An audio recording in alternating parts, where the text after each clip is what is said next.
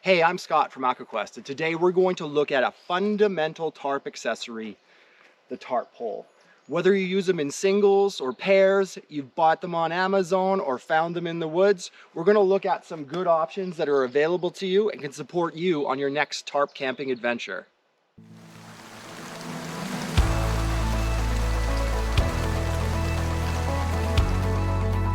So what is the point of a tarp pole? Well, I think maybe this pitch behind me best exemplifies what a tarp pole can do to prop up your pitch without the use of trees. So I think a lot of people assume that with tarp camping, you're going to need the perfect array of trees in order to get something up that's safe and stable. Well, that's simply not the case. This structure behind me is totally pitched using vertical support poles, no trees whatsoever, and there are guy lines to stabilize everything, okay? So again, tarp pole, portable support you bring with you to prop up your tarp in configurations like this and other ones as well. Okay, so tarp poles that are available in the marketplace, generally there are two materials used for tarp poles. We have aluminum and we have steel. Now again, there's probably other metals that are used in the construction of tarp poles, but predominantly those are the two materials you're going to see in the marketplace. So again, it's a fairly simple concept. You have a hollow tube structure that is somehow modular or telescopic, so it can shrink in size to be portable, but expand to a greater length, so you can get heights like this guy here, which is pushing about 7 feet, okay? Now, not every tarp pole has the capability of going that high. Not every tarp pole has the capability of packing down small. So as we go through these different options, I'm going to point out some of the benefits and flaws of each of these products to help suss out what you might be looking for if you're looking to pick up a tarp pole or two. So let's start front and center with this guy here. This is my personal tarp pole that I've had for at least 12 years, which I got at a garage sale. I don't know the manufacturer. All I know is it is quality. It is a steel construction, so it's very strong. Not necessarily light, but I've never found it problematic. I've never been on the fence about bringing it along or not due to its weight. It's just too valuable a resource for me to leave at home. So I live with a little bit of weight. It also doesn't pack down too small vertically. It goes down to maybe 3.5 feet, 3 3/4 feet. For carrying it, I just tend to sling it in my water bottle pocket, my mesh pocket on the side of my backpack with some gear straps holding it in place so it sits alongside my water ball. It's pretty unobtrusive in that location. So again, goes down to about 3.5+ feet, but it expands. Well, this isn't even fully expanded, so this is almost 7, and it'll go up to 8 feet, which is amazing utility, and it remains strong. We're not testing its resilience by stretching it out to its full length. And for me, this is a really reliable option. Unfortunately, I can't share where you might be able to find one like it again, but I would look for a steel construction. Again, we have this push button lock mechanism for telescoping these 3 segments. So the benefits of that, I feel like that locking mechanism is secure. It's never failed. It's never caused me any issue or problem.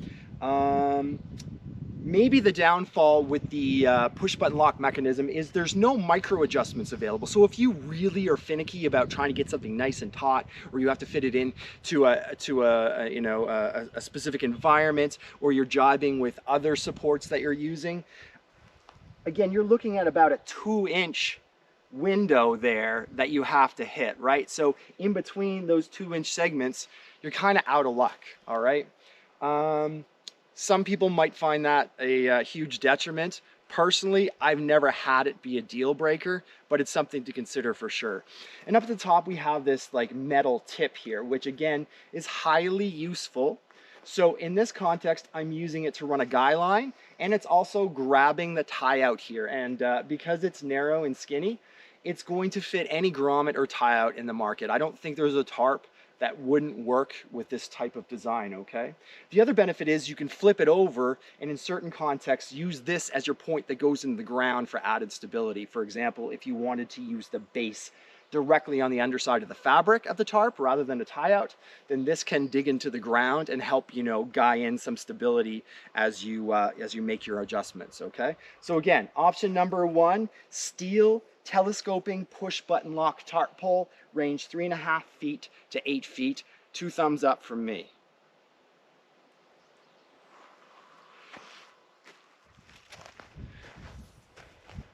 So let's move away from the central option and look at something a little bit different. Now, there are a lot of similarities between this pole and this pole. Material is a difference. This guy is aluminum as opposed to steel, so it's lighter than this option. It compacts to almost the same size, slightly shorter. When this comes down, it's a little bit longer than this guy. And in terms of its height range, it's very much close to this central pole. So, at first glance, the aluminum construction makes it lighter, but the steel is probably stronger. One thing I really like about this tarp pole is I had been praising this design for the tips for it to be able to grab almost any grommet or tie out that's in the marketplace. These guys have done one better than that. That option is still here. So we have that metal tip here that again is very utilitarian, highly functional, fits a lot of different circumstances. But what they've included here is this like rubber mushroom cap, okay? So it's just a sleeve that goes over the tip of this tarp pole.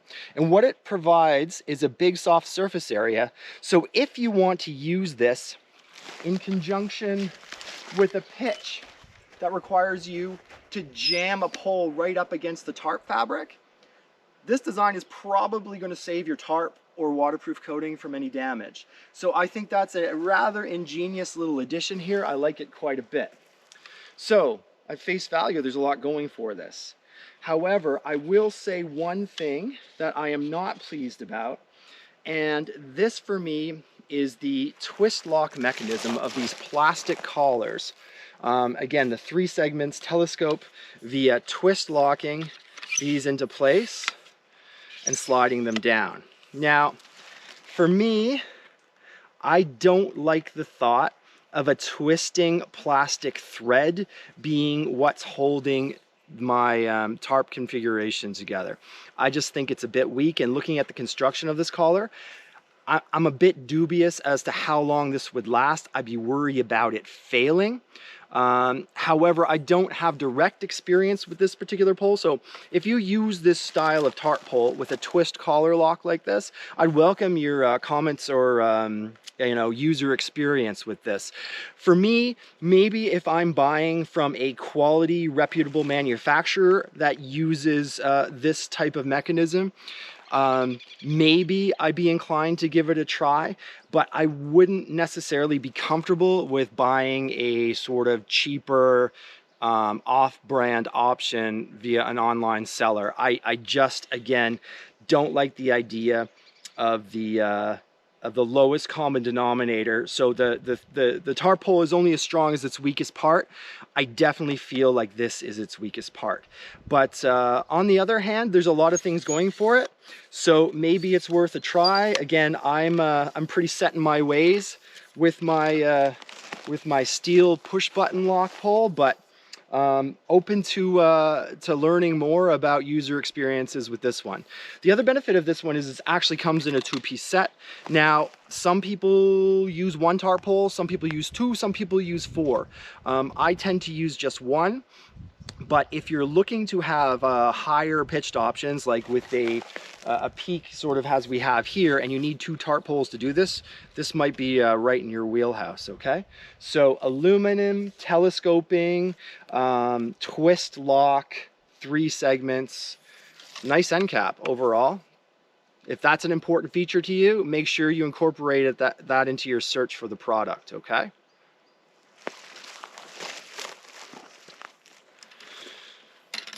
Okay, now we're going to feature this little guy on my left here. So this is another tarp pole that uses aluminum construction. It looks very similar in gauge to a sort of standard old school tent pole. So it's got a more narrow diameter than the other examples we're looking at, excuse me, but I don't feel like that's necessarily a detriment to its strength. So again, it's got the handy metallic tip here, again useful for just about any grommet or tie out capture. Really on board with that. It has a rubberized foot here, which is actually quite a useful accessory to this tarp pole. So it can pop off and then you can just see that it's just an aluminum tube there. But what this does is gives you, again, I really like the idea of when you have a tarp pole, you have different options on either side. So if you wanted to invert this pole, so opposite of how we're doing it here, you could have this so this gets into your ground, helps get you situated as you set up your pitch. And much like the rubber mushroom cap that this guy exhibits, you can use this foot. It's not quite as soft, not quite as big a surface area as this guy here, but it is still amply soft and redistributes the strain well enough that I'd be pretty comfortable using this directly on tarp fabric. So that has a lot going for it. Now, whereas this central figure here is a push button locking mechanism that telescopes, this is a push lock button mechanism that breaks down. So instead of this crunching down to a smaller height, it literally breaks apart via the push button lock. So there's one, there's the foot piece, and another segment, and another segment, and another segment. So it's somewhat modular. You could shorten it a bit, but only by way of these segments, okay? So you can see there, that's what we're looking at carrying around for one tarp pole of just a bit taller than that. So I've actually reduced that by a segment because that's what are required with this particular pitch. So benefits and downfalls of that. Well, the push button lock system, we talked about the micro adjustment not really being there because we're beholden to the distance of those different locking strata in terms of, you know, adjusting our height. Whereas the twist lock does allow for micro adjustments, right?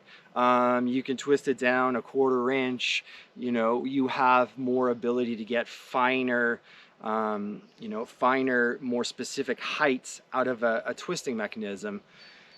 If that twisting mechanism continues to hold up, I guess is the question that I've posed. But this, obviously it packs down pretty small. Now we're adding quite a bit. So let's compare this guy going down to about 3.5 feet. This is obviously much shorter, but a greater diameter. It's also just kind of noisy and messy. Now, like, some people would not have any problem with this sort of thing. Overall, it's not a bad option, but personally, I don't like the idea of all these pieces to keep track of.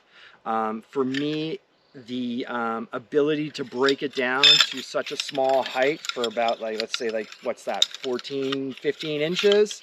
That's just not that much of a benefit for me to kind of cope with this, like, kind of messiness, all right? So that's just my sensibilities. Yours may be entirely different. If you have a way, if you want to pack this in a specific compartment in your backpack, then maybe this is the option for you, because it does pack down to quite a small height. So if the bulk diameter isn't an issue for you, you know, this is maybe your thing. But as I've mentioned, even with a tarp pole that doesn't necessarily compress to a particularly low height or, you know, low carrying height, I just put it in that sort of spot outside my backpack using the gear straps up along the side.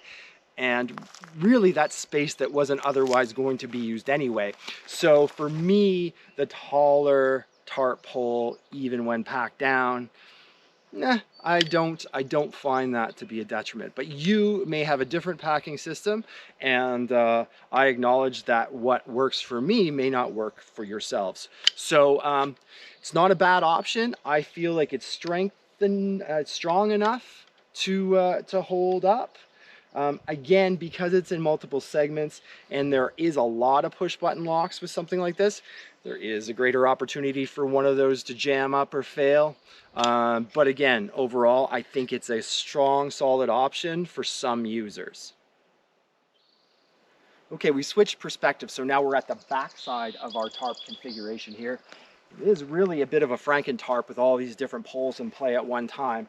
But anyway, these three options here on the back side, they're interesting in that they're repurposed objects for the most part. So these are things that are not purpose built for a tarp configuration such as this, but nonetheless can be employed in certain circumstances to help you with your tarp structure. Again, I like the idea of a tool having multiple functions for those of us who pay attention to weight and their overall gear load and are just, you know, conscientious consumers. Some of these options may be for you. So starting over on this side, we have the trekking pole. Now, acknowledging that not everyone likes to use a trekking pole. I know it's not everyone's bag. I don't tend to use them all the time. However, I have used them more frequently, and one of the reasons I do so now is because they do have the capability of helping me with my tarp structure if I want to use it that way. Also, I kind of look at it as a general multi-tool for being outdoors, even if I'm not using them when I'm like pounding down mountain paths or what have you. Sometimes I do if they're quite steep, and these poles can help feel a way down. But they're also just a good everyday sort of defense object if you're out in the bush and you should encounter some wildlife that you need to fend off. I would think the tarp pole would probably be one of the first things I'd reach for. You may have better stuff in your kit than that, but for me, that's always an option, and I'm kind of glad to have it with me. So for the purposes of this video, you can see this tarp pole is functioning just fine as a relatively short support. So this is a quality tarp pole. Of course, there's all kinds of different ones of various price points, and some are quality construction and some are not. There's different locking mechanisms. So again, it's a telescoping design. This has a flip lock or cam lock mechanism.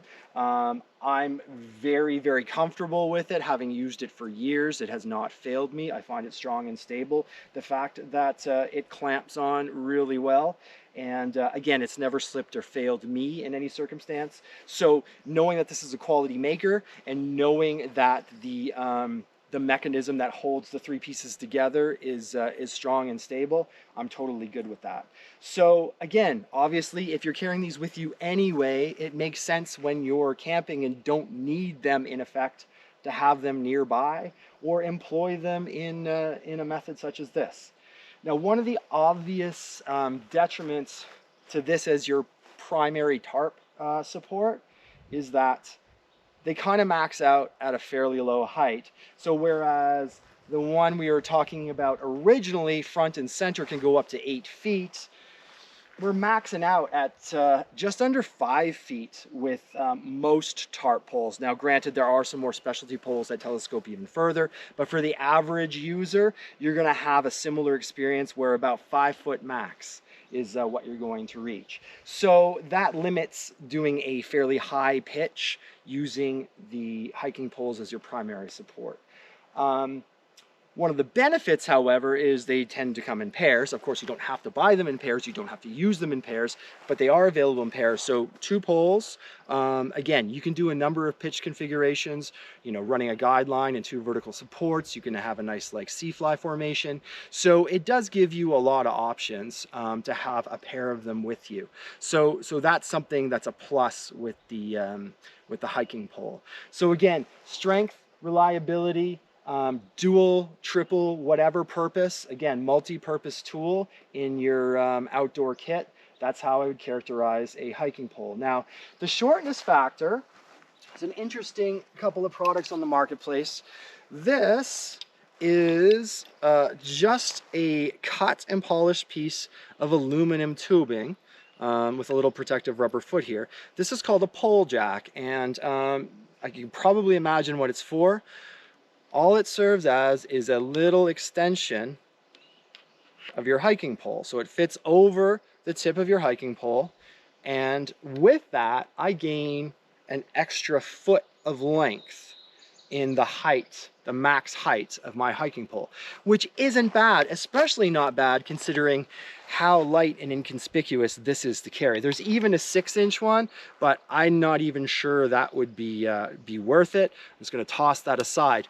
Foot though, an added foot, that's not bad. Actually, now that I look at it, it doesn't quite add a foot because of course the tip gets eaten up. So we're looking at a 9-inch extension there. We looked at in conjunction with this tarp. So, you know, we're getting up to, you know, my nose height here, which is a pretty high peak for a lot of tarp pitches, very usable. So, pole jack, you could make this yourself, or there's a couple of suppliers online. If you do a Google search for pole jack, you'll find a couple options. They're really inexpensive, really light, really easy to pack. Pick up a pair and try them out. Might be worthwhile. I really like them as a nice addition to your standard hiking pole. So now moving to this middle option. So this is a repurposed pole. So at home I have a tarp tent that this pole is used as its central structure. But I've decided to just add it to my outdoor kit in general and use it when I can. So again, repurposed here, it is a 5-segmented aluminum pole that has a shock cord going up in it. So not everyone likes that particular feature. I find it kind of annoying. I suppose it's not even necessary in some people's minds because if it breaks, it doesn't really matter. So again, whatever your sensibilities are, the main takeaway from this one is, again, reusing what you might already have and not actually having to necessarily go out and buy something like ready-made for what you envision your tarp camping to be. Tarping is about adaptability, and sometimes you adapt around what you've got, right? So the only other thing I've done with this guy is I've added some padding to the end cap here by using a chuck-it ball, which I've just cut a hole in the wall. So it slips over the end here and gives me a nice rubbery, grippy cap that'll stay in place and protect my tarp fabric. So we actually have a short video on that little hack, along with some other things you can do with the chuck-it ball. It's actually a handy little accessory, believe it or not. So if you're interested, check out that short. We'll put the link here. So again, reusing what you've already got and not spending more money and creating more waste by going out and buying something brand new. In the spirit of that, we have the hero of tarp camping. It's Mr. Stick. So obviously I didn't buy this stick on Amazon. I found it here on the site. It was approximately the right height. I can tie it into my tie loop here and guy it out, and it does the job just fine. And best of all, on a hot day like this where I'm carrying camera gear, my food, and all this other equipment, that guy I did not have to bring along, okay? So I highly suggest, if your circumstances allow, consider scrounging your stick on site. Now, there are some risks to that, and obviously there's some environments where that's just not possible. But I think in the majority of places, you're going to be able to locate a branch or stick or a piece of dead wood like I have here that's going to do the vertical support job just as well as something manufactured of steel or aluminum. It doesn't have to be rocket science. You can easily change the shape of that with a hatchet if you needed to, Obviously you can shorten it, you can't really heighten it. So, you know, if you wanted to have a longer pole, you're gonna have to go find another one.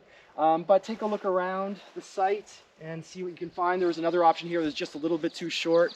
Obviously this is durable. Mr. Beaver cut this several years ago, and if it weren't just a hair too short, I would have gladly used this. I would have used it with honor, okay? So that concludes our overview of 6 different tarp supports. That is tarp poles. So I think the main takeaway here is people have different preferences and different needs when it comes to their outdoor gear, and I think that's great.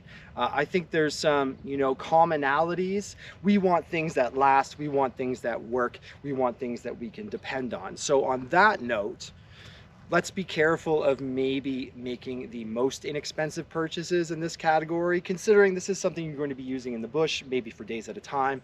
Failure is not really something you want to deal with. So aside from the dependability factor, people have different preferences, people have different sensibilities. Hopefully, if this tarp pole video hasn't necessarily provided you with the exact option for you, maybe it has helped organize your thoughts and the different categories, the different units of measure, to help you find that ideal product, okay? So again, I hope it was valuable to you. AquaQuest is going to continue making tarp resource videos along with pitch videos. We're kind of trying to do that on a more regular basis. We welcome your comments on this and other videos. I'd love to hear any stories you may have specific to the subject of tarp poles. If you've got a product or an experience that's worth noting, please share it with our audience. Again, I personally review all comments and try to answer any queries as they come in a prompt manner. So welcome your feedback, love to hear from you. In the meantime, enjoy the spring. I hope you have a great season going into summer, prime camping weather. Get out there and enjoy it. All the best to you. See you next time.